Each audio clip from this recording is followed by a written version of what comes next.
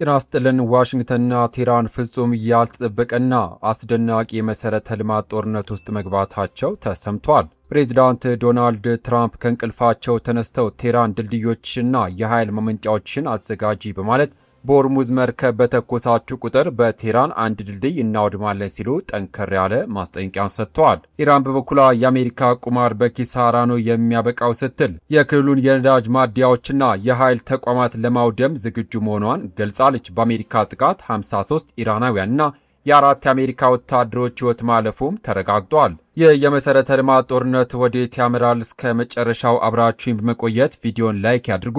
አዲስ ከሆናችሁ ሰብስክራይብ ማድረግና የደውል ምልክቷን መጫን ቤተሰባችን አባል ይሁኑ። ወደ መጀመሪያው መረጃችን እንለፍ።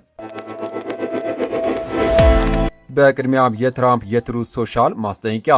ወደ መጀመሪያው ሰበር መረጃችን ስናልፍ ክቡራን አድማጮች፣ የአሜሪካው ፕሬዚዳንት ዶናልድ ትራምፕ ረቡዕ ዕለት ባወጡት መግለጫ ቴህራን በስትራቴጂካዊው የሆርሙዝ ወሽመጥ የንግድ መርከብ ባጠቃች ቁጥር ዋሽንግተን የኢራንን ድልድይ ወይም የኃይል ማመንጫ ጣቢያ በቦምብ እንደምትደበድብ አስጠንቅቀዋል። ፕሬዚዳንቱ በትሩዝ ሶሻል ገጻቸው ላይ ባሰፈሩት መልእክት ከዚህ ጊዜ ጀምሮ የኢራን እስላማዊ ሪፐብሊክ በሆርሙዝ ስትሬት መርከብ ላይ በሚሳኤል፣ በሮኬት፣ ድሮን ወይም በሌላ በማንኛውም መሳሪያ ቢተኩሱ ዩናይትድ ስቴትስ አንድ ድልድይ ወይም የኃይል ማመንጫ ጣቢያን ቦምብ ትወራለች። ይህም በቴህራን ዋና ከተማ አጠገብ ወይም ውስጥ ያሉትን ጨምሮ ነው ሲሉ ግልጽ ማስጠንቀቂያን አስተላልፈዋል። የፕሬዚዳንት ዶናልድ ትራምፕ የከባድ ማስጠንቀቂያ የመጣው አሜሪካ በኢራን ላይ የምታካሄደውን የአየር ድብደባ እንደገና በጀመረችበትና በቴህራን በኩል ከፍተኛ የሰው ሕይወት ጉዳት እያደረሰች ባለችበት ወቅት ነው። ቀጣዩ መረጃችን በዚሁ ጉዳይ ነው።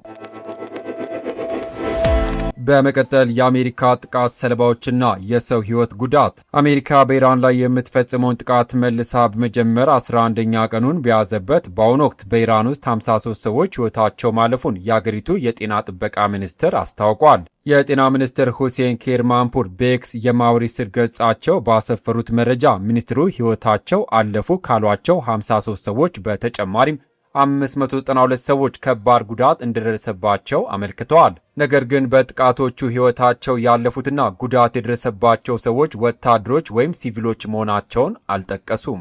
በኢራን በኩል 53 ሰዎች ሕይወታቸው ማለፋቸው በተሰማበት በዚህ ወቅት ቴህራን በበኩሏ በክልሉ የሚገኙ የአሜሪካ የጦር ሰፈሮች ላይ አጥፊ የአጸፋ ጥቃቶችን በመሰንዘር አሜሪካውያን ወታደሮችን ሕይወት ማጥፋቷን አረጋግጣለች። ቀጣዩ መረጃችን በዚህ ጉዳይ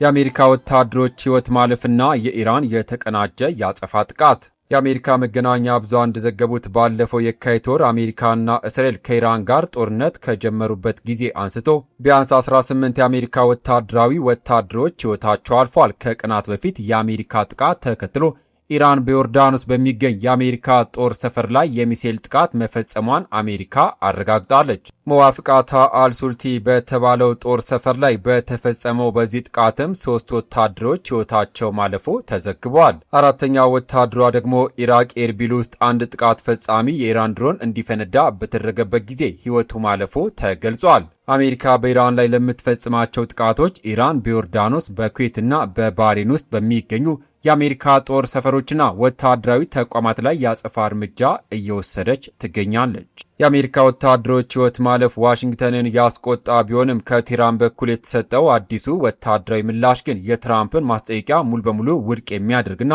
መላውን የመካከለኛ ምስራቅ የኤነርጂ መስመር የሚያስደነግጥ ሆኗል። ቀጣዩ መረጃችን በዚህ ጉዳይ ነው።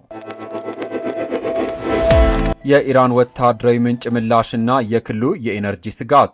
ወደ መጨረሻው መረጃ አልፋለሁ። የአሜሪካው ፕሬዚዳንት ዶናልድ ትራምፕ በሆርሙዝ ወሽመጥ ላይ የንግድ ጭነትን በተመለከተ መሠረተ ልማቶችን ለማጥቃት ዛቻቸውን ተከትሎ አንድ የኢራን ወታደራዊ ምንጭ ረቡዕ ዕለት እንዳስጠነቀቀው ዋሽንግተን በኢራን ውስጥ የሚገኙ ድልድዮችና የኃይል ማመንጫ ጣቢያዎችን ኢላማ ካደረገች ቴህራን ዋሽንግተን ፍላጎት ያላቸውን የኤነርጂ ተቋማትን ጨምሮ የክልል መሠረተ ልማቶችን በመምታት ምላሽ ትሰጣለች ብለዋል። በተጨማሪም አሜሪካ ባለፉት 10 ቀናት ውስጥ ኢራን የመረጠችውን ኢላማ የመምታት አቅም እንዳላት ማወቅ ነበረባት ሲሉ ተናግረዋል። አክሎም በትራምፕ የሚደረግ ማንኛውም ቁማር እንደገና በኪሳራ እንደሚጠናቀቅ አስጠንቅቀዋል።